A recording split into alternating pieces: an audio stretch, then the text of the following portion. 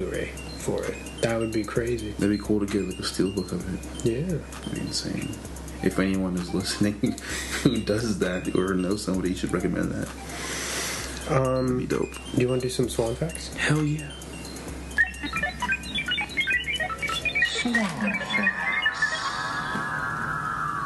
What do we got? So, this is an adaptation of James O'Barr's graphic novel. Okay, yeah. Brandon Lee passed away while filming The Crow, obviously. Yes. The props master dry-fired the weapon in question before leaving for the day. This caused the dummy cartridge bullet to fall into the barrel, which ultimately, I believe it was Fun Boy's character that, originally, I'm going to try to explain this the best way I can. Originally, there was not supposed to be flashbacks of him remembering the murder. You were supposed to see it in real time. And Fun Boy was, I guess, it wasn't in the script at first, but the director wanted Fun Boy to pull out the weapon, pull out his, handgun, and have Brandon walk into the shot with a bag of groceries when he witnesses the what they're doing to Shelley, right? And then Fun Boy fires on him. Yeah. And so when that actually, when he fired on him, he had no idea that there was an actual projectile bullet in there, and he fired it and basically killed Brandon.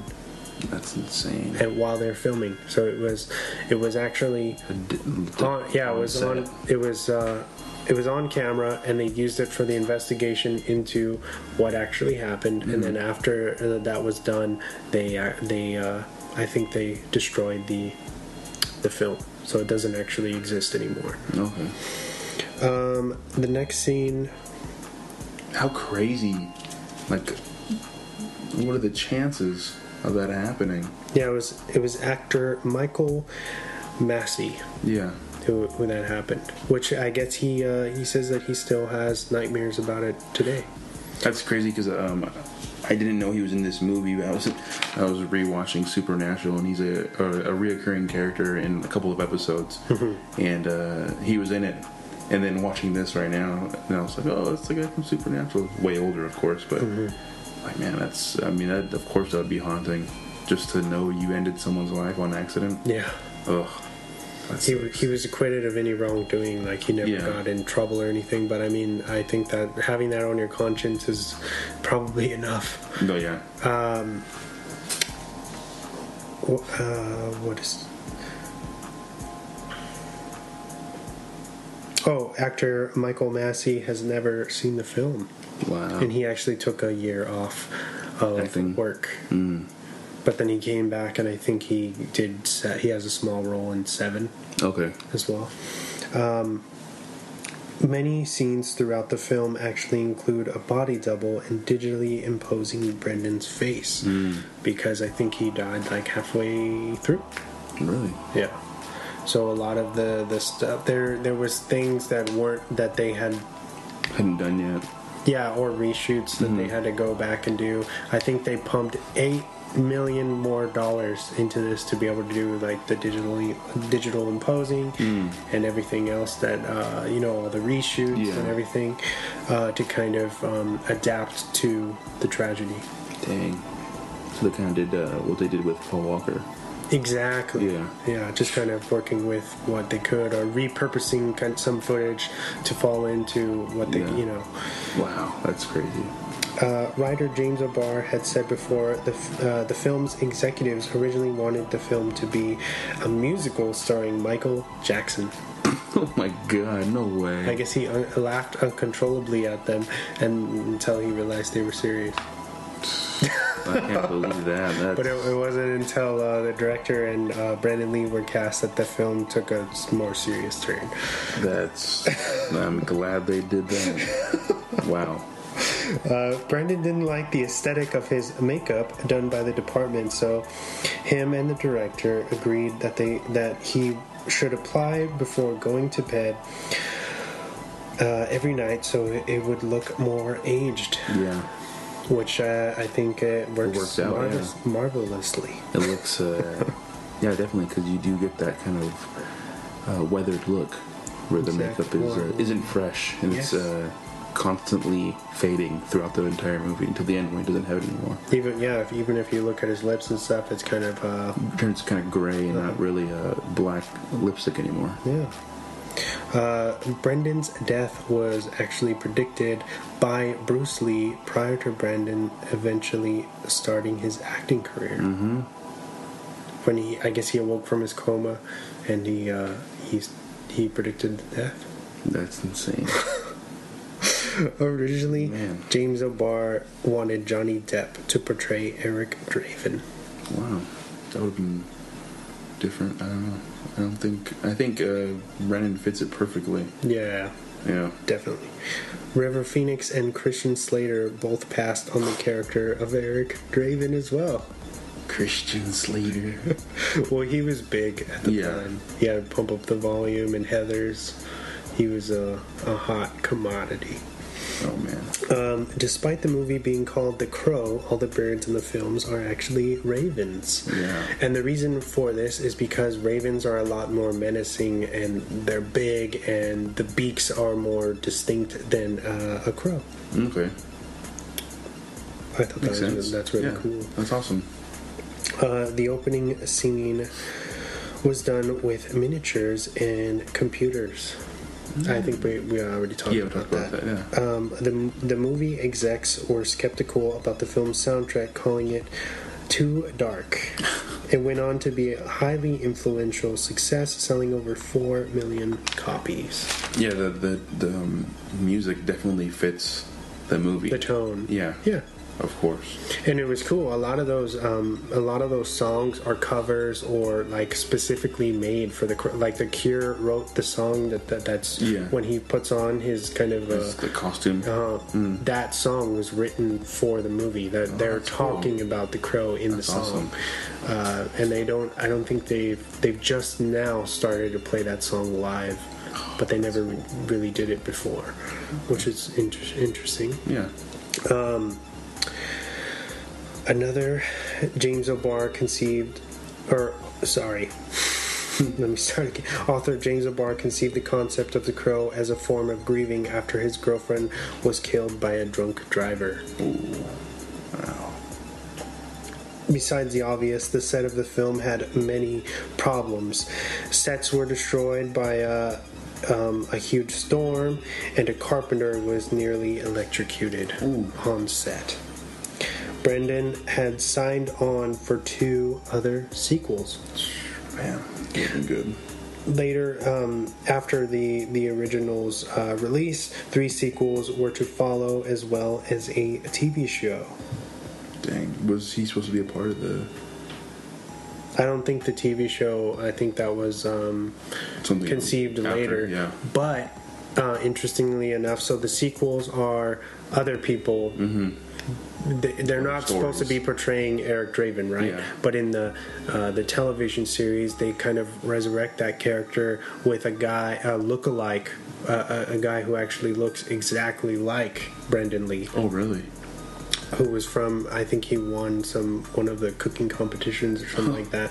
But anyway, yeah, they got him to do it, and they kind of carried on Eric Draven's storyline through that TV show as long as it lasted. But I don't think it did very well. None of those sequels did very well. Yeah. The original is the only one I've ever given a shit about, to be frank. Yeah.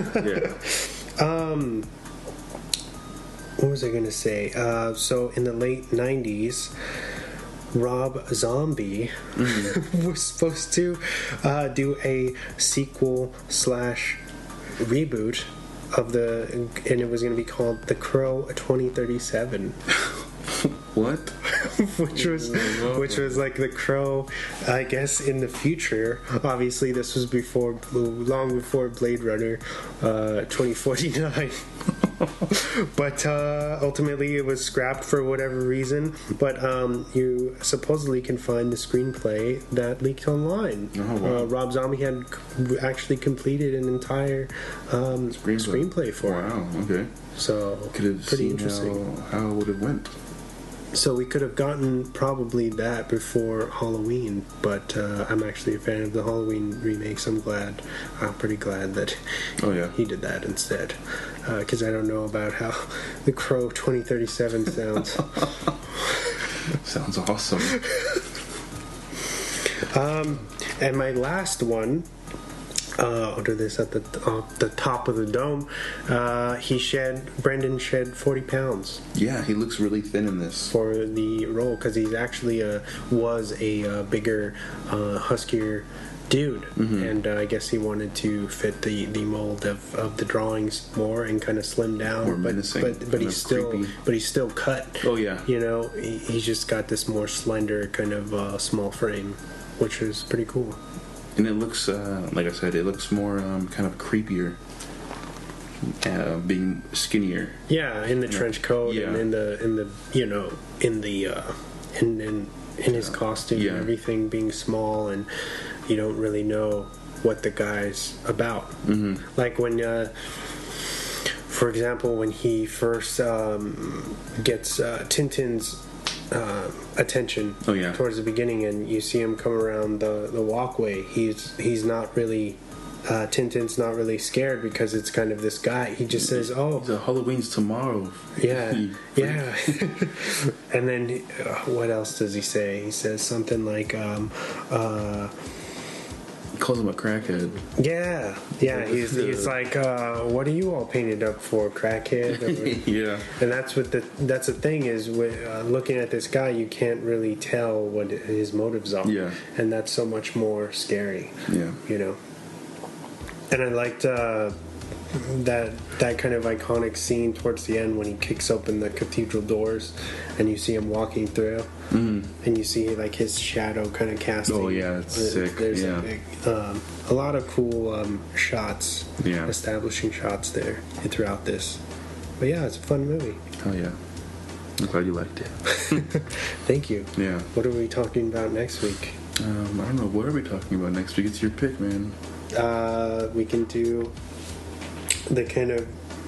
I'll let you. I have two movies in mind. Okay. And I'll let you pick. So we do the sports one, or we can do another '90s thriller that I don't think you've seen. So if you wanna do something you've seen before, we can pick. Which one this is. Or you can pick the mystery of the movie you haven't seen yet. I'm intrigued. It's like in the game shows where it's like you can have $10,000 or what's behind this door. Man.